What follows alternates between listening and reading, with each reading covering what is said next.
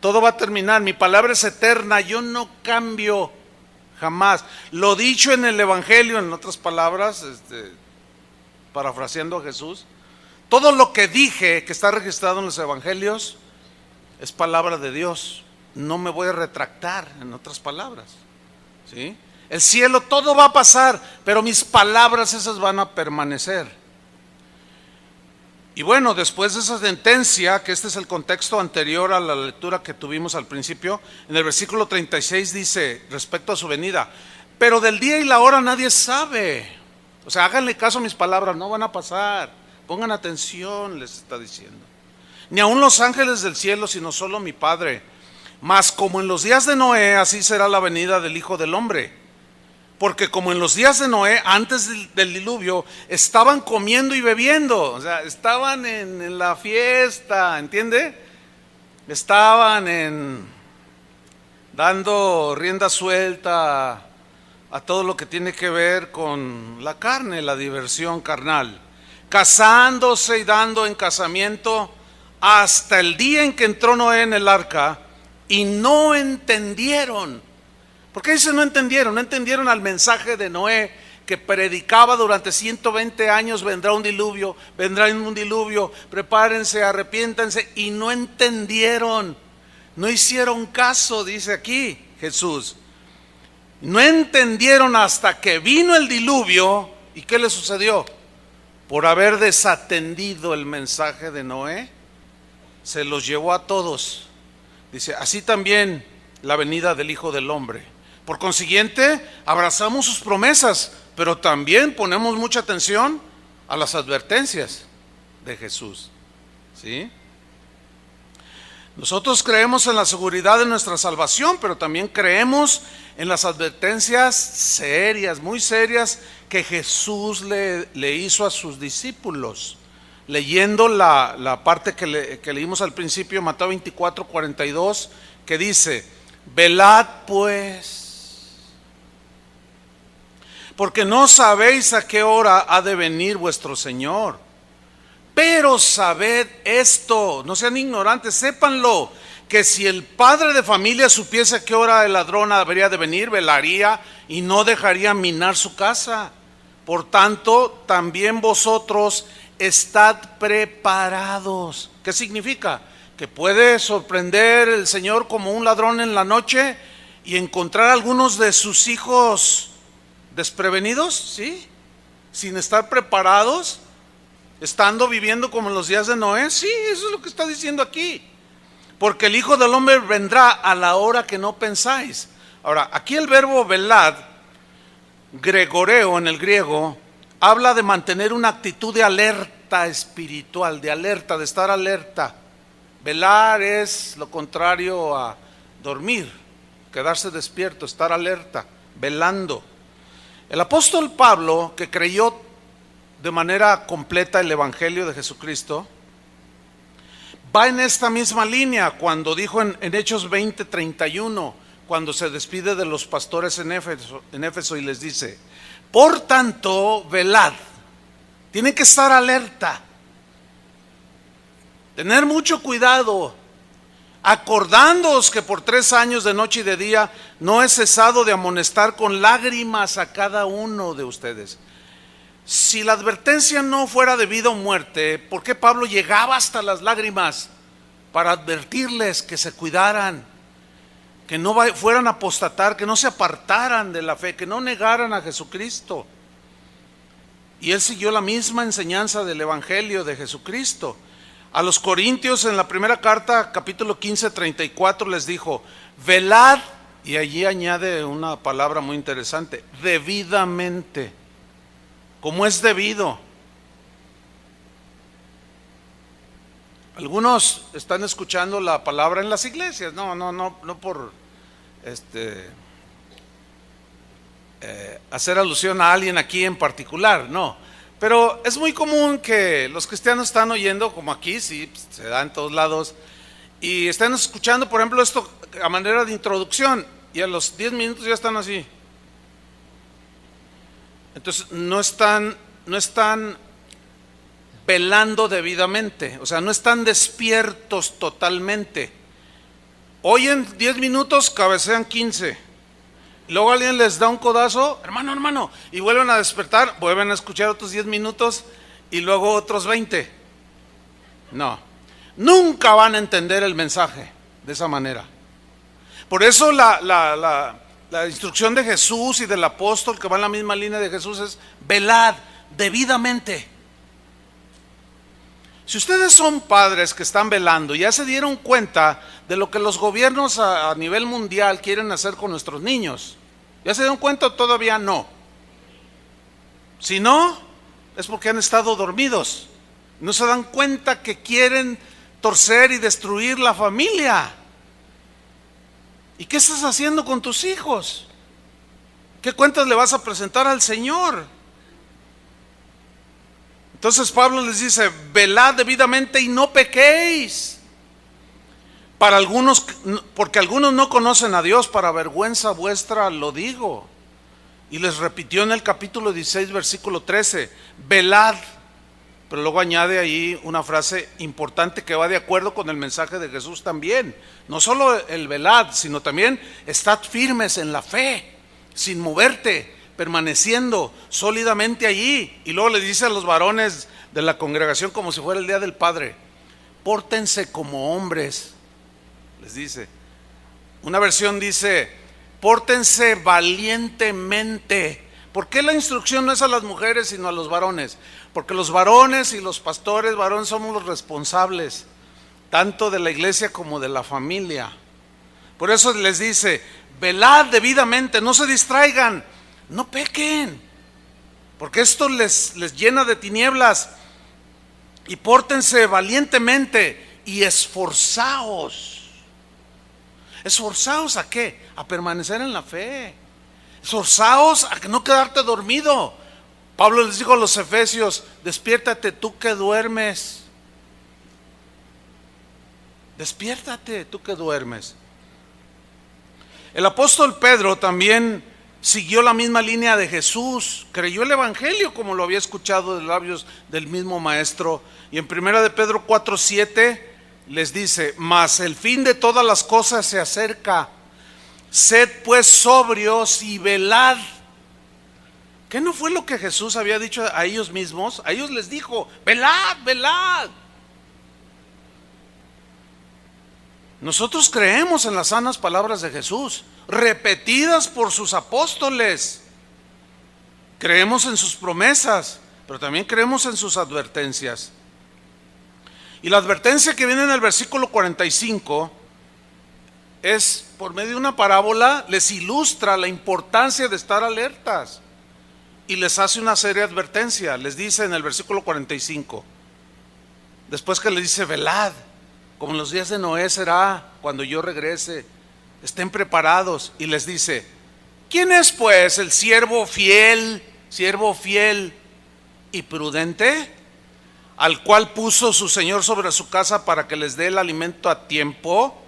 Bienaventurado aquel siervo al cual cuando su Señor venga lo halle haciendo así. ¿Se acuerdan lo que dijo Jesús? No todo el que me dice Señor entrará al reino de los cielos, sino el que hace la voluntad de mi Padre que está en los cielos.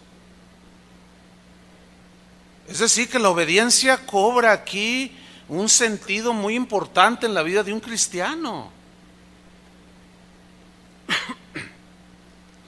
Dice en el 47: de cierto os digo que sobre todos sus bienes le pondrá.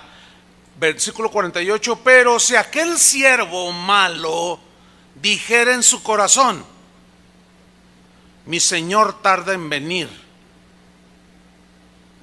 Pues, además Él es amor. Y comenzare a golpear a sus consiervos. Esto es una pérdida total del carácter cristiano. Golpear. ¿Sí? Ayer un joven me dijo: pastor, deme un consejo por favor, yo lo vi muy afligido. A ver, dime, joven. Dice: ¿qué hago? Dice: mi papá, bueno, dice, mire, mi mamá se quiere divorciar de él. Ay, ¿por qué? Yo los conozco, ellos no asisten aquí, los papás no asisten, pero yo los conozco. Le digo: ¿cómo? Dice: sí, dice, bueno, usted sabe algo, me dice. Él maltrata mucho a mi mamá, se pelea con los vecinos, maldice. Nadie le puede decir nada. Dice, entonces el consejo que necesito es, ¿lo puedo yo exhortar a él? Le dije, bueno, sí puedes hacerlo, pero en la condición en la que está él, no te vaya a golpear. Y la Biblia dice, yo le dije, que no le eches las perlas a los cerdos. Eso lo dijo Jesús, ¿Qué significa? Dice, no le eches las perlas, es las verdades del Evangelio. Ya no le digas nada, porque una persona tan insensata, aún diciéndose cristiano, dice, no sea que las pisotee y se vuelva contra ti y os despedacen. O sea, se vuelven violentos. Ya está en un estado tan penoso y vergonzoso por su mal testimonio, que vive como si el Señor nunca fuera a venir. Es lo que le está pasando aquí a este siervo infiel. Y comenzar a golpear a sus consiervos y aún a comer y a beber con los borrachos. Eso se llama libertinaje. ¿Lo alcanzan a ver? No, pues está bien, Dios es amor. ¿Quién no peca? Y él, mira, tú agárrate de sus promesas, que nada te arrebata de su mano. Sí, agárrate de sus promesas, pero también sé fiel. Si permanecéis en mí, mis palabras permanecen en vosotros, dijo Jesús. Pero alguien como este que está describiendo Jesús es un siervo infiel cuya palabra no está permaneciendo en él. Bueno, miren la sentencia de Jesús. Vendrá el Señor de aquel siervo en el día que éste no espera y a la hora que no sabe, y lo castigará duramente. Esa frase, castigar duramente, dicotomeo en el griego, significa cortar en dos partes. Literalmente partir por la mitad, así de un tajo. ¿Se acuerdan lo que dijo Jesús? El que en mí no permanece se secará y lo cortaré. ¿Se acuerda de eso? Y pondré su parte con los hipócritas. Allí será el lloro y el crujir de dientes. ¿Qué es un hipócrita? Es uno que tiene doble vida. Así de simple. Que dice una cosa y vive otra. Da una apariencia de que vive una piedad con Cristo, pero en realidad no es así. Entonces esta sentencia se aplica a la retribución que recibirán después de esta vida. Léanlo con atención, es una advertencia muy seria, porque a este nivel es gente que ya apostató, que es lo que una y otra vez se nos hacen advertencias, porque recuerden que pecado no confesado es pecado no perdonado. Pecado no perdonado es pecado acumulado, que es como el colesterol que va endureciendo las arterias del corazón y se empiezan a endurecer. Y al rato tu corazón se llenó de incredulidad y terminas alejándote de Dios. En Lucas 12:46, en un pasaje paralelo, el escritor Lucas lo dijo así: vendrá el Señor de aquel siervo en día que éste no espera y a la hora que no sabe, y lo castigará duramente y le pondrá con los infieles. Pero aquí me surgió una pregunta. Según el evangelista Lucas, dice que existe la posibilidad de que hay hijos de Dios que son infieles.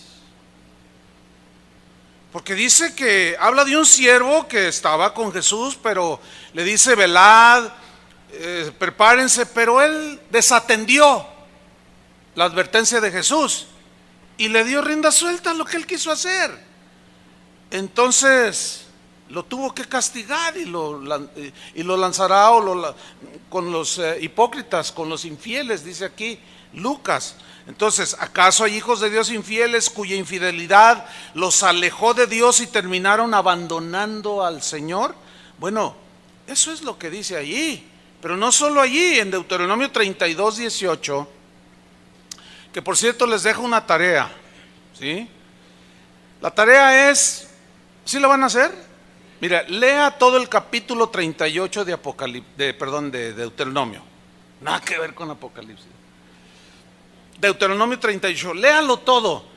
es realmente impactante, porque narra allí la rebelión, la apostasía de Israel, de algunos, no todos obviamente, de los que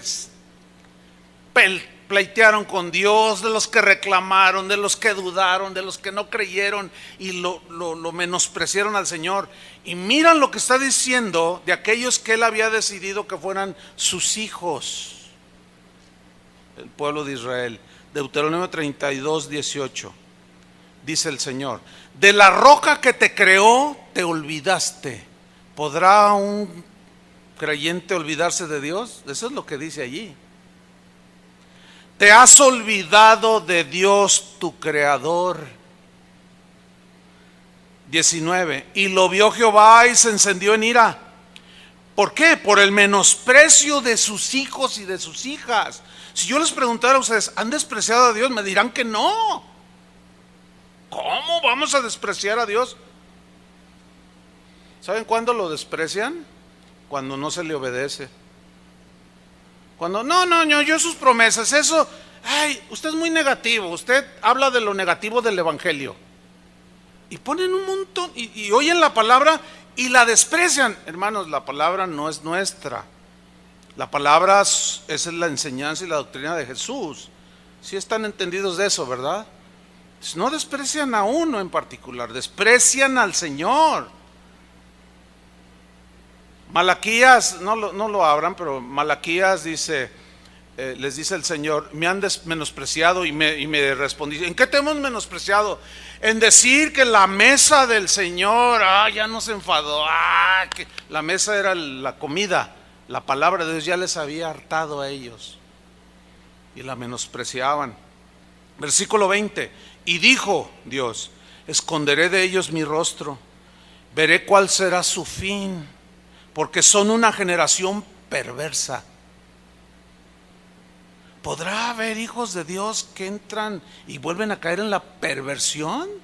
Eso es lo que dice allí, hermanos. O sea, eso es lo que dice allí. Pero luego añade: porque son generación perversa, hijos infieles. Entonces la pregunta es: ¿podrá haber hijos infieles que una vez fueron fieles y algo pasó en sus vidas y terminaron siendo infieles? Pues eso es lo que dice la Escritura, eso es lo que dijo Jesús del siervo infiel, que dijo: mi Señor tardará en venir. Pero el apóstol Pablo, en la misma línea, le escribió a Timoteo, que por cierto estaba flaqueando en su fe, en su fidelidad a Jesús por la persecución, y le escribió 2 Timoteo 2:11: palabra fiel es esta: si somos muertos con Él, Timoteo, si tú mueres por Él, también viviremos con Él. Porque Timoteo estaba flaqueando ya por la persecución, tenía temor, quería ahora sí que tirar la toalla, como se dice, decimos acá en México, y Pablo lo está queriendo animar a que no suelte el arado. Cuando Jesús dijo: todo aquel que pone sus manos en el arado y mira para atrás no es digno, no es apto para el reino de Dios. Así lo dijo, ¿se acuerdan? Está en el Evangelio. Pero algunos lo entienden como que pones tu mano en el arado, no lo sueltas para que no te vayas al infierno, no lo sueltas y volteas para atrás. No. Volver atrás significa soltar el arado y regresarte de donde había salido, apostatar pues de la fe y del Señor. Entonces le dice: mira, Timoteo, si sufrimos junto con Él, también reinaremos con Él. Timoteo, si le negaremos, Él también nos negará. Pregunta: ¿qué acaso no sigue de acuerdo el apóstol Pablo con la enseñanza de Jesús, que dijo: todo aquel que me negare delante de los hombres, yo también lo negaré delante de los ángeles y de mi Padre que está en el cielo? ¿No dijo eso Jesús? Van totalmente de acuerdo con el mensaje del Evangelio. Y si alguno se avergonzare, yo también me voy a avergonzar de él. Y luego dice en el versículo 13: si fuéremos infieles. Fíjate, ese si fuéremos implica la posibilidad de ser infieles.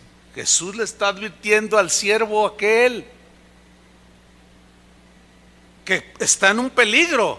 Si dijeran, el Señor, mi Señor tarda, y empezare a vivir como antes vivió, o sea, ya en un estado de negación de la palabra de Dios, dice, si fuéramos infieles, Él permanece fiel.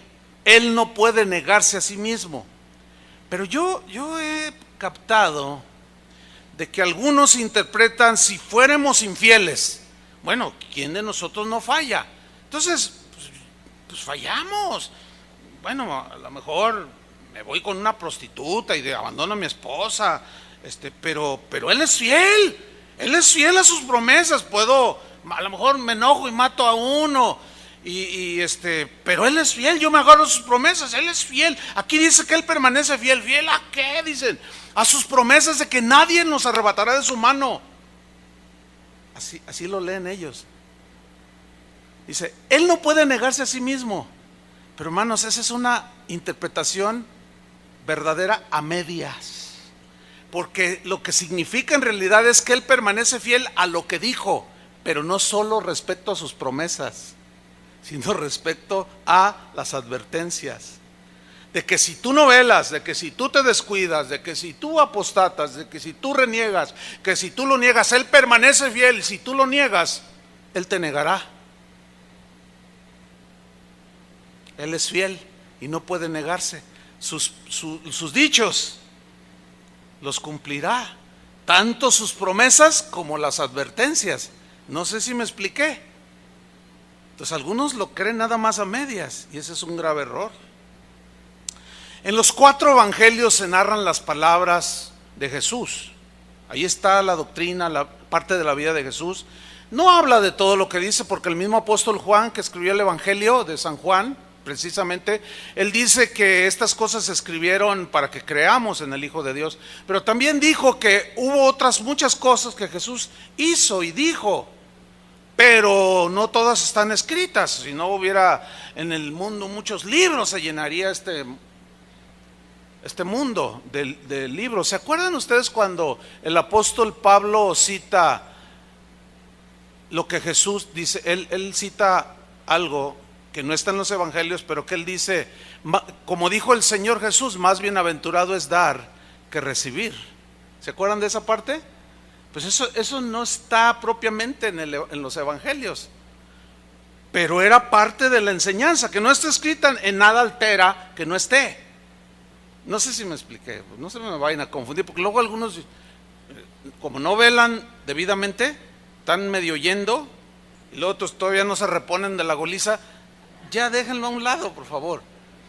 Pongan mucha atención, es muy importante. Entonces, en los 4 evangelios están narradas las palabras de Jesús, que hay que creerlas todas, tanto promesas como advertencias. Pero resulta que en el libro de Apocalipsis también hay palabras de Jesús, registradas por el apóstol Juan en lo que conocemos hoy como el libro de Apocalipsis, que fue revelado a él cuando estaba exiliado ahí en una isla inhóspita. Dios lo tuvo que retirar un poquito para que nada lo distrajera y él poder recibir este mensaje a 7 iglesias que en realidad representan a la iglesia en toda su historia y en cada época desde que se fundó hasta la fecha.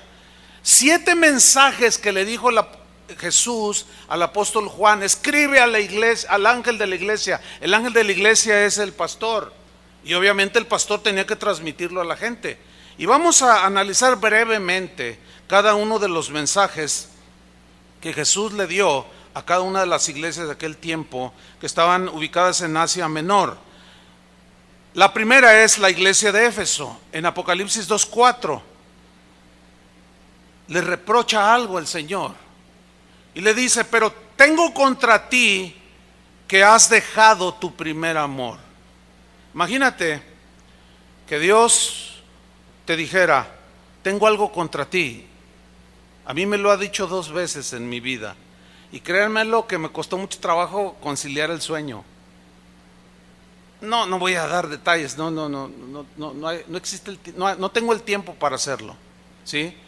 Pero sí un par de veces me reprendí: tengo algo contra ti, así claramente, contra ti. Aquí en el caso de los cristianos en Éfeso, han dejado su primer amor.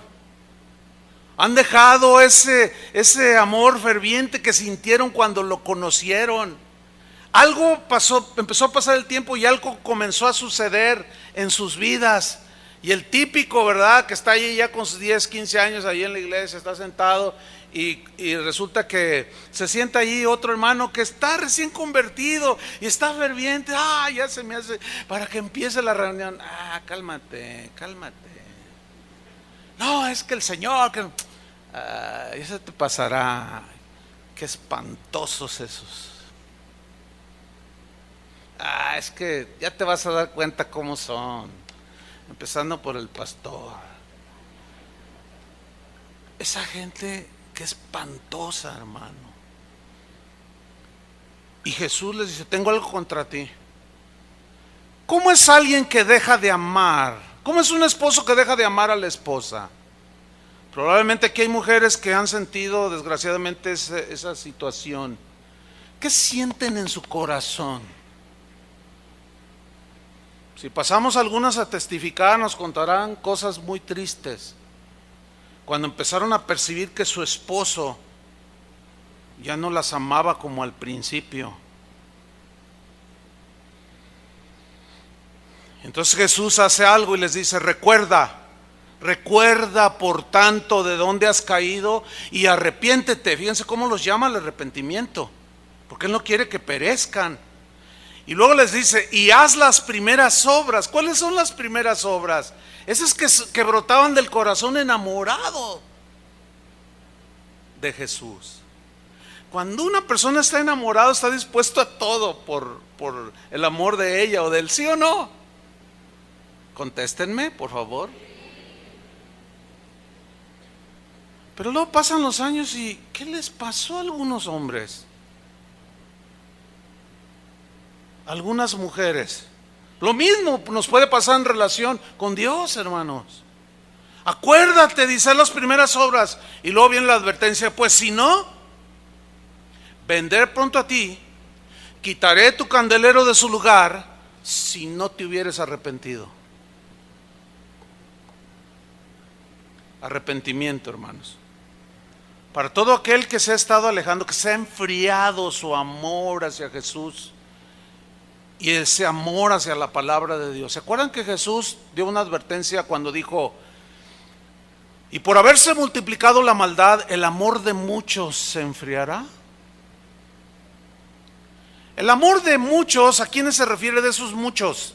A cristianos, porque un no cristiano no puede tener amor. ¿De qué se enfría? De nada, porque no tiene amor hacia Jesús. Se enfría el corazón y el amor de los creyentes en Jesús por dejarse envolver por la maldad, como ese siervo malo. Se empezó a juntar con los borrachos, empezó a golpear a todo el mundo, empezó a maldecir, eso implica todo eso.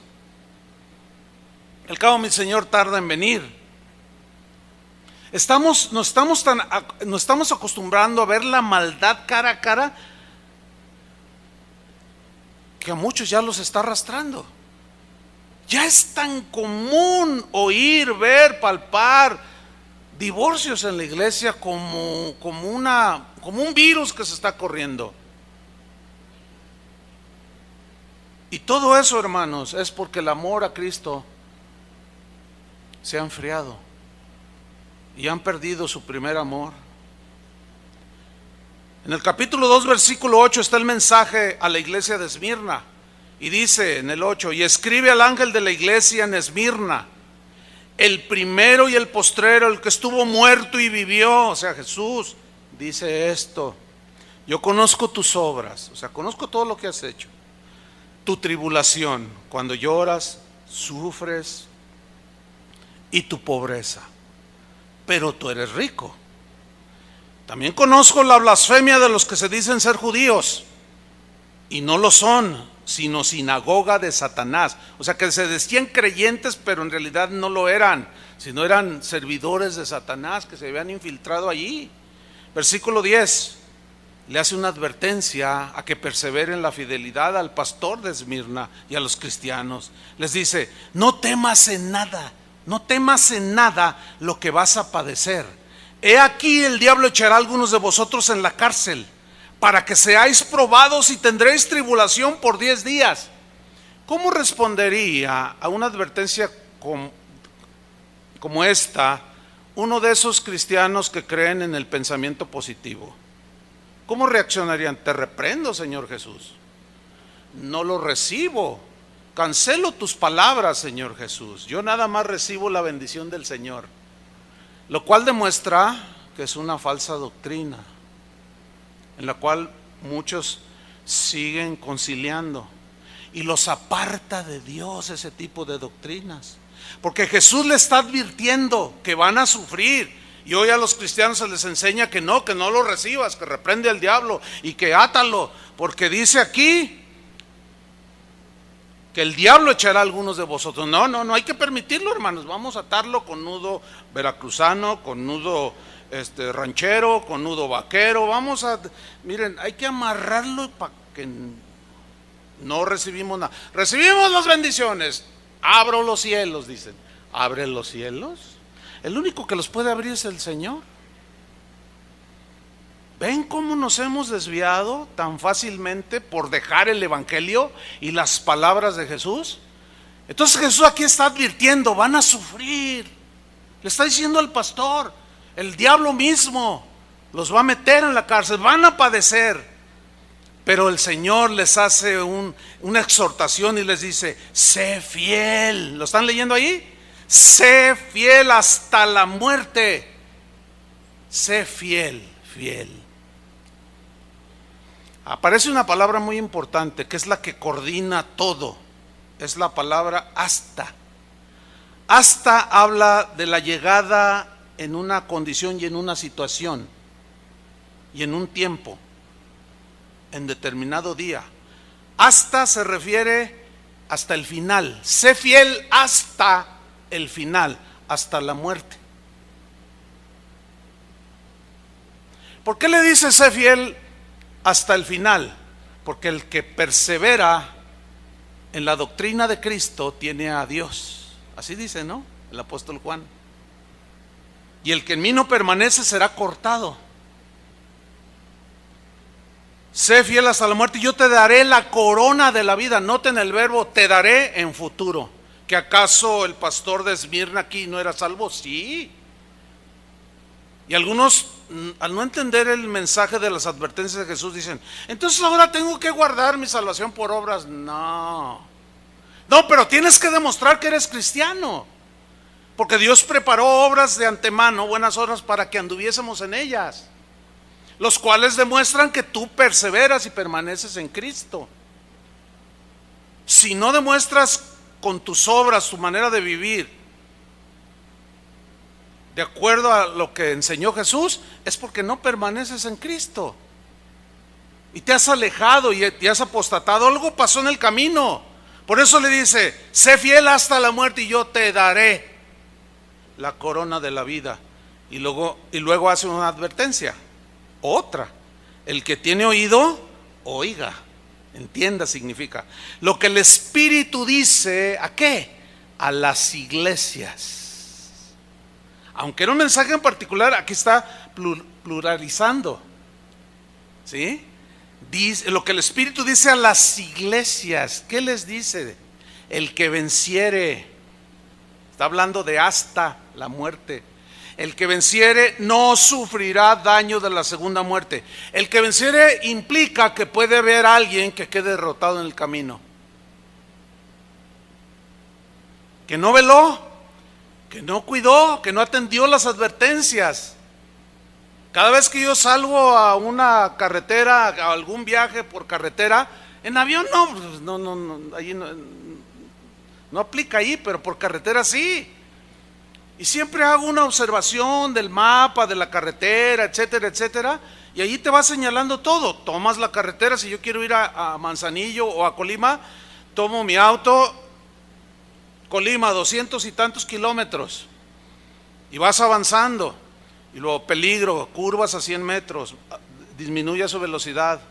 Peligro, vado. Peligro, hay una vaca ahí. Peligro, o sea, ganado que se puede atravesar. Pues le meto a 160. No, no, no, no, no. Todas las advertencias están dadas para que las observemos y lleguemos al destino final sin daño alguno. Yo tengo que observar todas esas señales en la carretera.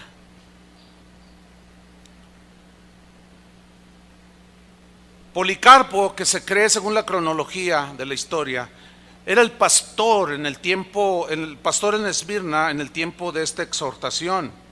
Y déjeme narrarle el extracto de un escrito acerca de Policarpo cuando lo apresaron. Él había tenido un sueño, él mismo lo cuenta antes de su martirio. Había tenido un sueño que su almohada ardía en llamas.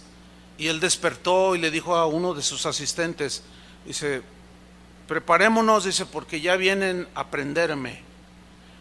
El Señor me ha revelado que voy a morir en la hoguera. Fíjense qué tremendo. Entonces, este escrito dice que cuando Policarpo era obispo de la iglesia de Esmirna, fue llevado ante el tribunal, después de que lo apresaron, y el procónsul le preguntó, ¿tú eres Policarpo? Y él contestó, sí. Luego empezó el procónsul a presionarlo, diciéndole, eres un hombre anciano, ten piedad de tu avanzada edad. Mira, simplemente jura por la gloria del César. Es todo lo que tienes que hacer. Simplemente di, quítense los ateos, o mueran los ateos, refiriéndose a los cristianos, a los cuales llamaban ateos porque no tenían muchos dioses, fíjese nomás. Entonces dice que Policarpo miró solemnemente a la multitud y señalando con la mano, alzó los ojos al cielo y dijo, quítense estos ateos, o sea, los que estaban allí presenciando su juicio.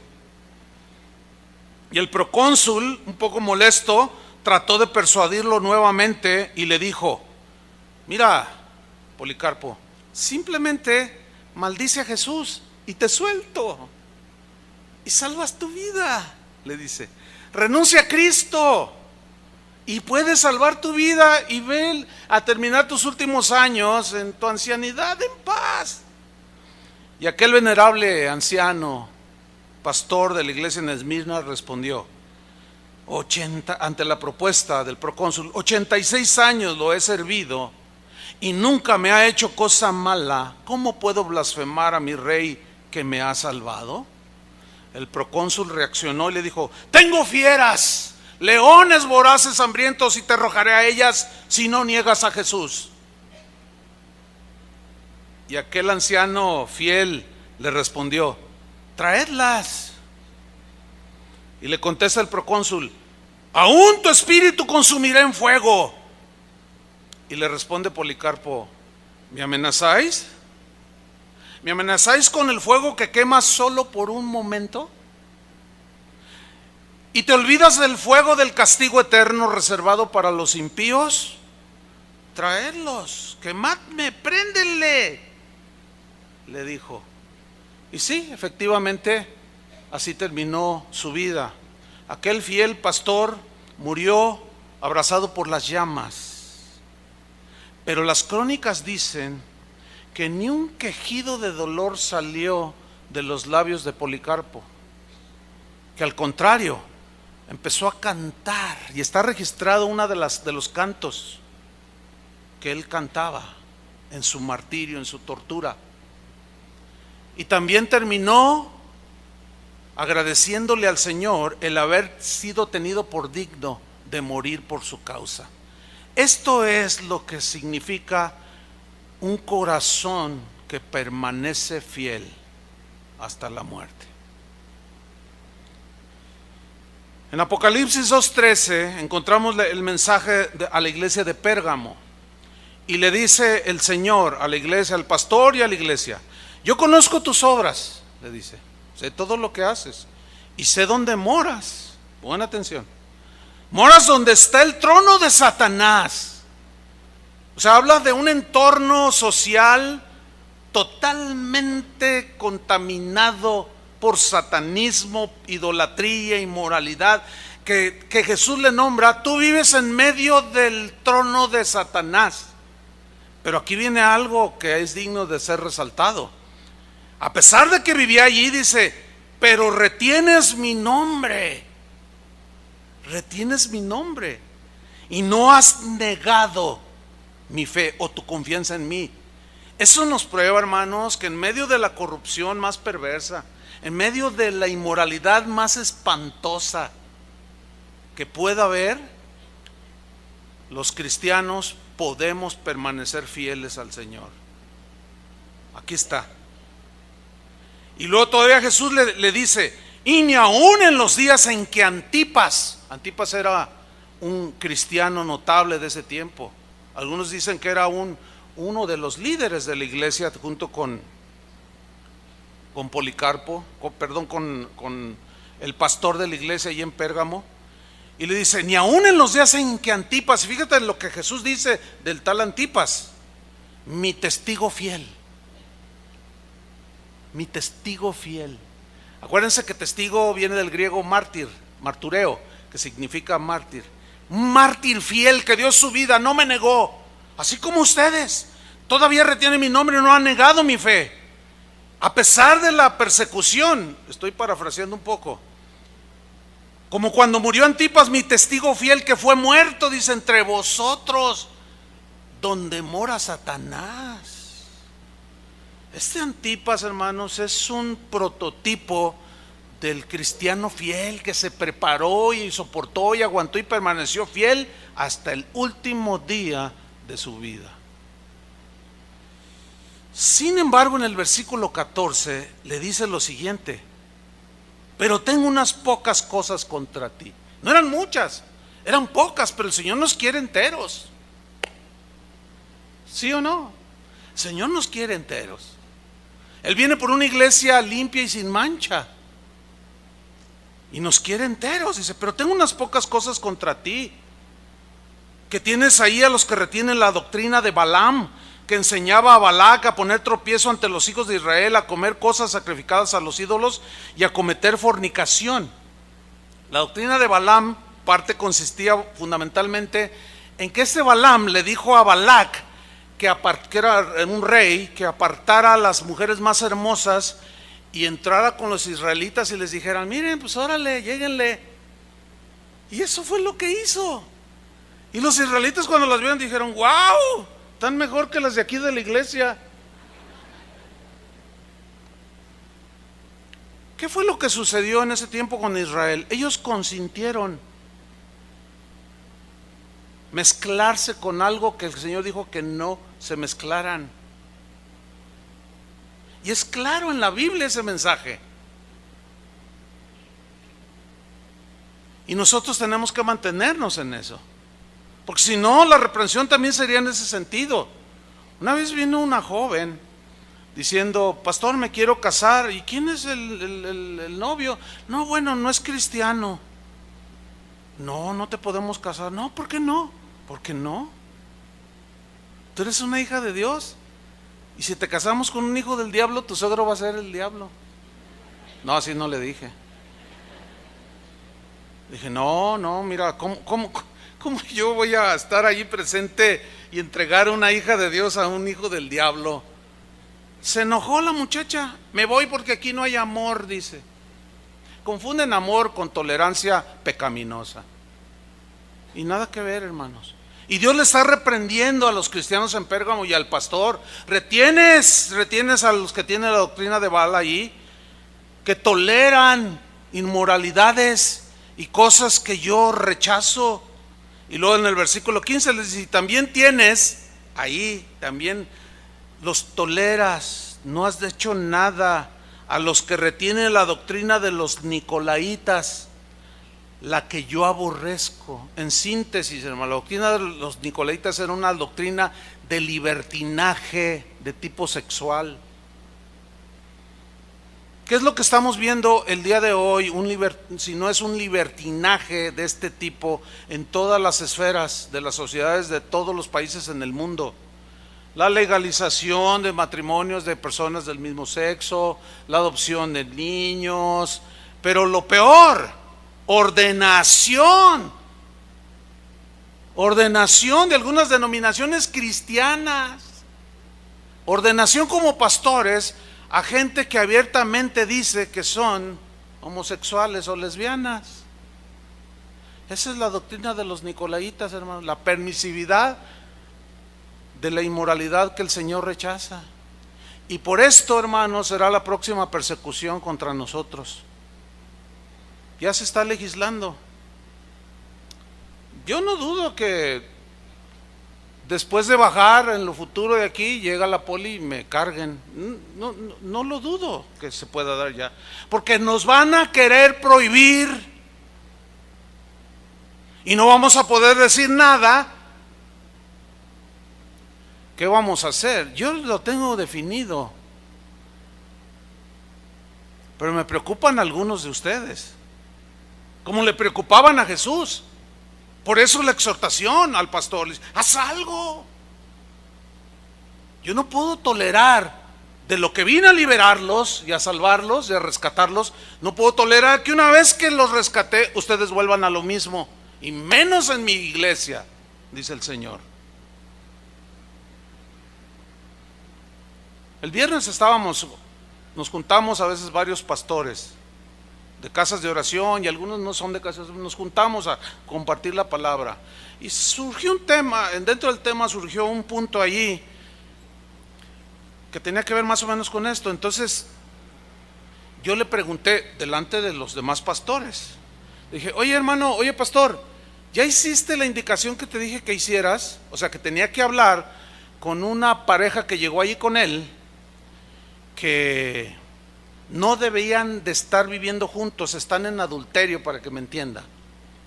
¿Sí? O sea, se ha casado varias veces allí y ha abandonado como le ha pegado su gana, y ahora se agarró a otros. No pueden estar aquí porque de aquí salieron. No, porque si nosotros toleramos una situación así, le estamos enviando un mensaje a ustedes de que se pueden divorciar las veces que quieras, y al rato te caso con aquella hermanita. Y el hermanito, bueno, pues ya no te gustó la hermanita de allá, pues te caso con la de este lado. ¿Qué es eso? Imposible. Sin embargo, se está dando en las iglesias. Y fueron a parar allí con este pastor, y tuve que decírselo delante de los demás pastores. ¿No has hablado con ella? No, dije, pues hazlo. ¿Qué no lees? ¿Qué no lees? ¿Qué no estás viendo lo que dice? No, pues sí, lo voy a hacer. Y todavía al final le dije, hazlo. Y te recomiendo que leas el mensaje a las 7 iglesias. Tengo pocas cosas contra ti. Si el Señor no lo tolera, hermanos, ¿nosotros lo vamos a tolerar? Bueno, ahí está la instrucción, pero eso va a provocar que somos homofóbicos, que somos discriminatorios, un montón de calificativos.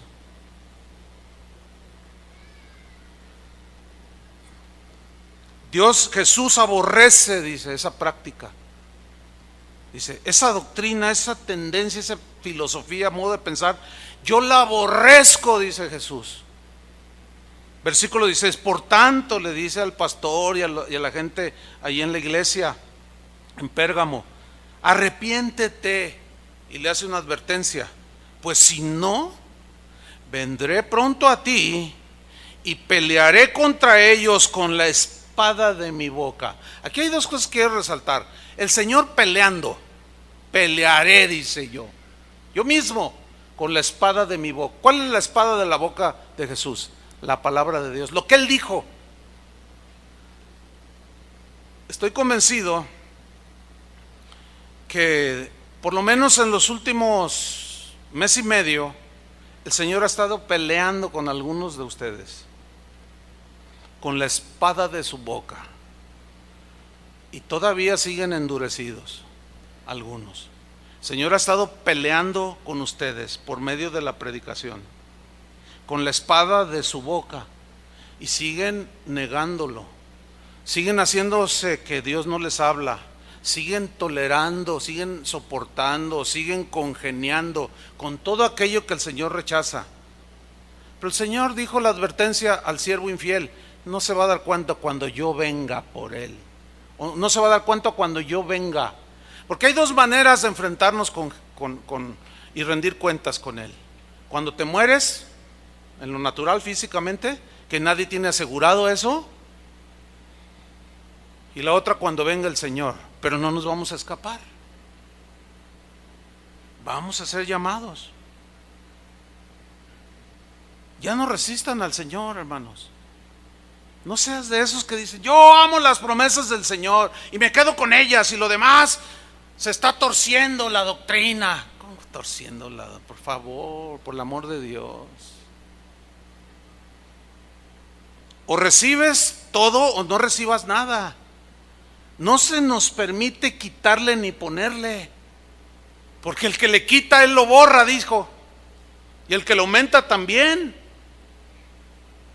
Simplemente estamos repitiéndoles lo que Juan escribió, que Jesús le dictó y que lo leyeron en todas las iglesias de aquel tiempo. Nada más se los estoy leyendo. Eso es todo. Capítulo 2, versículo 19. Nos encontramos con el mensaje a la iglesia en Tiatira y le dice, yo conozco tus obras. Fíjense, me gusta esta manera en que Jesús introduce la reprensión y la advertencia a los cristianos en Tiatira. Dice, mira, yo conozco tus obras. Dice, tu amor, tu fe y servicio y tu paciencia. Habla de carácter, ¿no? De servicio, de amor, de fe, confianza, de buenas obras, o sea, conducta correcta. Dice, y que tus obras postreras son más que las primeras. Todo eso está bien, perfecto. Para eso nos salvó, para que andemos en buenas obras. Versículo 20. Pero no puede dejar la represión a un lado, ni la advertencia. Dice, pero tengo unas pocas cosas contra ti, que toleras, soportas, aguantas, te haces de la vista gorda, te haces como que todo está bien, que toleras que esa mujer Jezabel, que se dice profetiza, aquí no era una mujer literal, era una filosofía, una manera de vivir, aludiendo a aquella mujer llamada Jezabel en el Antiguo Testamento, esposa de uno de los reyes de Acab, que era una mujer ambiciosa, era asesina, era manipuladora, era calumniadora, era avariciosa, era calumniadora, era chismosa, era espantosa señora. Y para que los cristianos en Tiatira entendieran a lo que se refería Jesús, a la práctica de algunos que estaban ahí, por eso es que le dijo que toleras a esa mujer Jezabel. Entonces cuando ellos entendían a qué se refería Jesús, que se dice profetiza, enseña y seduzca a mis siervos a fornicar y a comer cosas sacrificadas a los ídolos. O sea, estás permitiendo que se deslicen de aquello que yo los saqué. Y le he dado tiempo para que se arrepienta. Noten que está hablando de gente creyente que abrazó herejías y prácticas pecaminosas que los estaban alejando del Señor. Por eso Jesús dice, le he dado tiempo para que se arrepienta. Pero no quiere arrepentirse de su fornicación. No quiere. Y miren lo que viene a continuación, versículo 22. He aquí, yo la arrojo en cama y en gran tribulación a los que con ella adulteran, a los que concilian con estas prácticas jezabelinas. Si no se arrepienten de las obras de ella. Y lo dice, y a sus hijos heriré de muerte. Eso está muy fuerte, hermanos, por favor. No, ¿cómo? No, el Señor es amor, ¿cómo va a hacer eso? Hermanos, por el amor de Dios, es Él el que está hablando esto. Yo quisiera que no dijera eso, pero no es lo que uno quiera. Es que eso dijo Jesús. Aún van a llevar la consecuencia los seres más allegados a ustedes, a ellos. Y a sus hijos heriré de muerte. Y todas las iglesias, ¿dónde es donde se juntan los creyentes? En las iglesias, en los lugares de reunión. Y todas las iglesias sabrán que yo soy el que escudriña la mente y el corazón, y os daré a cada uno según vuestras obras. Miren lo que dice a continuación en el 24. Interesante. Pero a vosotros y a los demás que están en Tiatira, a cuantos no tienen esa doctrina, es que siempre hay gente fiel, hermanos. En todo lugar se dan los infieles, los apóstatas, pero también se da gente sólida y fiel, que no le importa lo que esté pasando y sufriendo, con tal de honrar la memoria de su amado Salvador. Dice, a cuantos no tienen esa doctrina y no han conocido lo que ellos llaman las profundidades de Satanás, yo os digo, no os impondré otra carga. Sigan, van bien, sigan. Pero en el versículo 25 les hace una recomendación, una advertencia. Pero lo que tenéis, retenedlo, abrázalo, no lo sueltes, permanece en él hasta que yo venga. ¿Ya vino? Todavía no.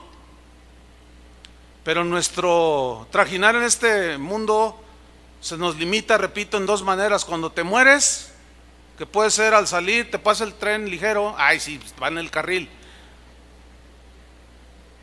Escuché el testimonio de un predicador que estaba muy arrepentido. Es un predicador de los años 50, porque predicó en una asamblea muy concurrida y les dijo, piensa en el mensaje de esta noche y mañana que vengas, toma tu decisión para entregar tu vida a Cristo. Mañana que vengas, dijo. Esa noche hubo un incendio en Nueva York. Búsquenlo, ahí está en la historia. Y muchos de esos ya no llegaron, murieron en el incendio. Y ese predicador estaba profundamente afectado porque les dijo mañana. No les dijo hoy. Y el mensaje del evangelio es, si escuchares hoy su voz, no endurezcas tu corazón. Hoy. El mañana es el de Satanás. El hoy, que se escribió hace 2000 años, está tan vigente hoy. Fíjate nomás, hoy. Yo no te voy a decir lo mismo, porque él testifica fíjense, inclusive este pastor que hizo eso, entró en una profunda depresión porque dijo, por mi culpa están en el infierno. Y tomó una actitud que se empezó a alejar del Señor por la condenación que sentía, porque no les presentó, se los dejó como una opción. Mañana vengan y ya toman su decisión. No, es hoy. Y hoy es el último mensaje sobre el estado del corazón. Vendrán otros mensajes, pero hoy se termina la serie. Puede ser la última oportunidad, no lo sé. Y lo que tienes, reténlo hasta que yo venga. Habla de fidelidad hasta el final, ¿sí o no? Pero reténlo. Apocalipsis 3:1, acercándonos al final, encontramos el mensaje de la iglesia a Sardis. Y dice, escribe al ángel de la iglesia en Sardis, el que tiene los 7 espíritus de Dios y las 7 estrellas, dice esto: yo conozco tus obras, que tienes nombre de que vives y estás muerto. Caray, esa es otra situación muy puntual, muy específica. Le está diciendo al pastor, yo conozco tus obras, y también algunos que habían sido ya arrastrados. Dice, yo conozco tus obras, tú tienes nombre de que vives y estás muerto. Pregunta, ¿podrá acaso haber un pastor o gente allí en alguna iglesia que dicen que están vivos pero están muertos? ¿Que están predicando el evangelio pero que están muertos? ¿Que dicen que están con Cristo pero su corazón está lejos de Él? Sí, eso es lo que está diciendo aquí. ¿Qué le pasó a este pastor? No nos lo narra. Nada más dice, escríbele y dile, tú que tienes nombre de que estás vivo y estás muerto. ya rechazaban abiertamente la palabra de Dios. Estaban a punto de la blasfemia contra el Espíritu Santo. Y mira lo que dice en 3:2: sé vigilante, lo que te quede, dice, y afirman las cosas que están para morir. O sea, el Señor todavía le está dando una esperanza allí. Dices que vives pero estás muerto, pero ¿sabes? Muchas cosas que están a tu alrededor necesitas afirmarlas, porque están a punto de morir. Hay cristianos que están asistiendo a iglesias como esta, cuyo matrimonio está a punto de morir. Está a punto de morir por tanta ofensa, tanta burla, golpes, inclusive. Tienen nombre de que viven, pero están muertos. No han sido capaces ni de ser fieles a su esposa o a su esposo. Se duda mucho que puedan ser fieles al Señor, porque parece como que se les hace muy fácil ser infiel. Se traiciona la amistad, se traiciona todo. Dice, afirman las cosas que están para morir, porque no he hallado tus obras perfectas delante de Dios. Y miren lo que hace el Señor: acuérdate pues de lo que has recibido y oído. ¿Qué habían recibido? A Jesús, a Él. ¿Qué habían oído? El Evangelio. Acuérdate, le dice, lo que has recibido y oído, y guárdalo. No lo dejes ir ya más, y arrepiéntete, le dice. Le está dando todavía una oportunidad a ese que estaba ya muerto. Pues si no velas, esta es una advertencia seria. Vendré sobre ti como ladrón y no sabrás a qué hora vendré sobre ti. Pero luego en el 4 miren lo que dice: pero tienes unas pocas personas en Sardis. Le está diciendo al pastor, pero a mí me llama la atención que dice pocas personas. Tienes pocas personas que no han manchado sus vestiduras. O sea, como diciéndole al pastor, mira, esas pocas que quizás era gente que tú ni tomabas en cuenta, han sido fieles, pastor de Sardis. Se han mantenido, no han negado mi fe, están vivos. Ellos andarán conmigo en vestiduras blancas porque son dignas. Se han mantenido, han perseverado. Y le dice en el versículo 5: el que venciere, futuro, será vestido de vestiduras blancas. Será vestido, futuro. Y no borraré su nombre del libro de la vida, y confesaré su nombre delante de mi Padre y delante de sus ángeles. ¿Saben por qué le dice confesaré su nombre? Porque algunos allí ya habían negado el nombre de Jesús y habían negado la fe, pero había poquitos. ¿Y los demás qué pasó? Se descarriaron, como aquel siervo infiel.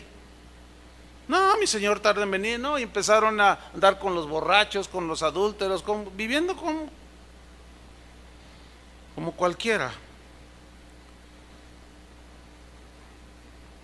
Apocalipsis 3:10, encontramos rápidamente la iglesia de Filadelfia. Y viene lo siguiente, hay un reconocimiento aquí importante. Por cuanto has guardado la palabra de mi paciencia, yo también te guardaré de la hora de la prueba que ha de venir sobre el mundo entero, para probar a los que moran sobre la tierra. Y le advierte, le dice, he aquí yo vengo pronto. Pregunta, ¿hace cuántos años le dijo eso? Hace 2000 años. ¿Por qué le dijo, vengo pronto? ¿Que acaso está jugando de una manera burlesca del pastor y de los cristianos en Filadelfia? No, hermanos, porque para el Señor un día es como 1000 años. O sea que han pasado 2 días para el Señor. Dice, he aquí yo vengo pronto. Pero ya pasaron 2000 años. Y luego le anima y le dice, retén lo que tienes, reténlo, abrázalo fuertemente, significa en el griego, para que ninguno tome lo que está determinado para ti, que ninguno tome tu corona. Versículo 12 en futuro: al que venciere, yo lo haré columna en el templo de mi Dios. Al que venciere, y termine la carrera fielmente, y nunca más saldrá de ahí. ¿Qué no es seguridad de la salvación aquí? Por supuesto, si vences, si no lo niegas, si perseveras en la fe. Y escribiré sobre él el nombre de mi Dios y el nombre de la ciudad de mi Dios. Escribiré futuro. Todos los verbos están en futuro. La nueva Jerusalén, la cual desciende del cielo de mi Dios, y mi nombre nuevo. Déjenme narrarle lo siguiente. En el año 172 de nuestra era, bajo el gobierno de Marco Aurelio, emperador romano, conocido como el emperador sabio y bueno. Lea un poco, lea la biografía de Marco Aurelio, emperador romano, y se va a sorprender de lo ilustre de este hombre, de lo reconocido que hasta la fecha es. Sin embargo, persiguió a los cristianos de una manera salvaje y atroz, obligándolos a que negaran su fe. Pues en uno de los episodios que narra una obra que se conoce como Los Mártires de León, que usted lo puede buscar en internet, léalo, aparece la historia siguiente. Una voz débil pero firme que decía: soy cristiana, no hacemos ningún mal a nadie, soy cristiana. Era una voz cargada de dolor, pero voz firme que se dejaba escuchar una y otra vez. La voz era de una joven cristiana llamada Blandina. Búsquela así por ese nombre, el martirio de Blandina. Sus compañeros de prisión pensaron que durante el tormento ella no soportaría las torturas y que finalmente renegaría de su fe, negaría a Jesús, pero su inquebrantable convicción cristiana la sostuvo hasta el fin, dice esta crónica. Blandina fue llevada a la prisión y encerrada en un calabozo. Era una habitación ubicada en el sótano. En ese lugar jamás entraba la luz del sol. Era como una especie de cueva subterránea era como un pozo donde los prisioneros, los cristianos, eran arrojados, o todo tipo de maleantes, eran arrojados. Estaban allí hacinados decenas de hombres y mujeres que apenas podían moverse, en este caso todos cristianos. El calor era sofocante, el aire inmundo cargado de fétidos olores apenas contenía el suficiente oxígeno para todos, por lo cual muchos cristianos murieron asfixiados. De allí tomaron a Blandina, la ataron de pies y manos, así como me ve usted. Fueron estirados de tal manera que los demás prisioneros y la gente sabían que eso significaba la muerte por desgarramiento del vientre, ¿sí? Al ser desarticulado todo y jalado y desgarrado, era una muerte espantosamente dolorosa. Durante días fue sometida a tal brutalidad por los soldados romanos. Cuando comenzó el proceso judicial contra otros cristianos como ella fue sacada y obligada a contemplar el martirio de sus hermanos en la fe. O sea, la estiraban y luego le quitaban y la sentaban y luego le decían: ahora mira. La obligaban a ver el martirio de los otros cristianos. Cuando comenzó el proceso judicial contra los otros cristianos, ella fue obligada a contemplar, dice este documento, el martirio de sus hermanos en la fe, con el propósito de que negara a Jesús, renegara de la fe cristiana. Fue torturada cruelmente durante varios días, desde el amanecer hasta la puesta del sol. A pesar de su debilidad física, porque también dice que era delgada, la gran resistencia mostrada obligaba a sus torturadores a turnarse, pues estos se cansaban de torturarla. Su cuerpo fue destrozado salvajemente. Pero algo que me impactó a mí, hermanos, es lo siguiente: que ese martirio de esa jovencita llamada Blandina fue en el último día de la clausura de lo que hoy se conoce como los Juegos Olímpicos, que son de origen griego, y como parte de la fiesta de clausura era torturar cristianos, hágame usted el favor. Y como parte final de las fiestas olímpicas fue llevada al anfiteatro de la ciudad de León para diversión del público que allí se había congregado. Después de haberla azotado mucho, la sujetaron a una parrilla que previamente la habían metido al horno, y al rojo vivo la acostaron y la amarraron allí. No solo iba toda desarticulada, iba imagínate, hermano, todo su cuerpo, sus piernas, sus glúteos, su espalda, todo la acostaron allí. Después la levantaron, no moría la fiel Blandina, y la levantaron, la amarraron a un poste en forma de cruz para que la devoraran las fieras, pero no le hicieron nada, dice la crónica.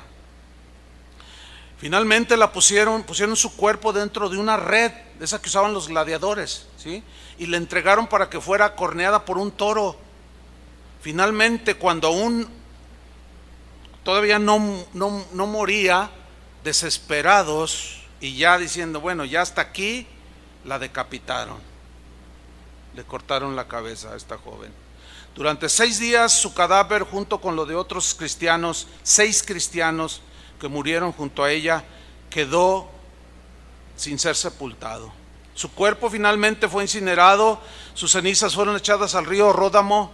Durante todo su suplicio, este es lo tremendo de esta joven, durante todo su suplicio alentaba a sus compañeros, a sus hermanos en la fe, a permanecer fieles al Señor, y una y otra vez les gritaba, alentándoles que no lo negaran, para que Él no los negara aquel día. Más de 18 siglos después, su martirio, hermanos, es como una luz que nos alumbra. Ella, como otros millones de cristianos a lo largo de la historia, estuvieron dispuestos a sellar con su propia vida su convicción y su fe en Jesucristo. Su ejemplo nos demuestra que se puede ser fiel a Dios hasta el final, y mantener el estandarte de la verdad del Evangelio. Pablo había dicho, no me avergüenzo del Evangelio, y el Señor nunca se avergonzó de Pablo. Finalmente, la iglesia de la Odisea, Apocalipsis 3:15. Esto es lo que yo considero de los peores que puede haber.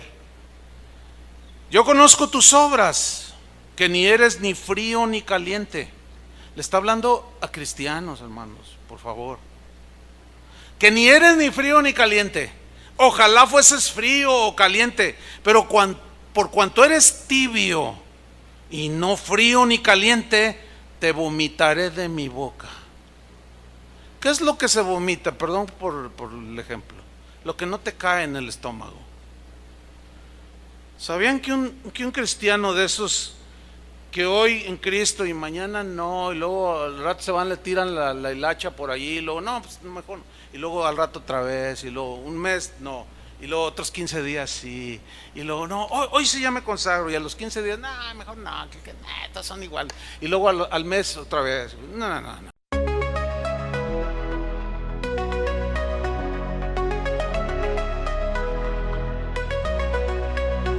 In the haze of neon dreams, I wander through the night, lost in a sea of stars where your whispers take flight. Electrified emotions, they dance around my heart, in this digital garden where we never have to part. Shadows blend with colors as the beat sets me free. Every note a memory, every rhythm you and me. Echoes of you in synth waves, feel you near in the pulsing haze. It's such a world that we collide. You lost the rhythm in my mind. With the glow of city lights, our shadows intertwine in this kaleidoscope of love. myself where the past and future align. With every step I take, I feel your presence strong. And this digital symphony where our hearts belong. Shadows blend with colors as the beat sets me free. Every note a memory, every rhythm you and me. Echoes of you in synth waves, feel you near in the pulsing haze. Inside your world where we collide. You love the rhythm in my mind, in my mind. And in silence between the beats I find your voice. In the flicker of the lights I see your choice. Together in this dream we'll never fade.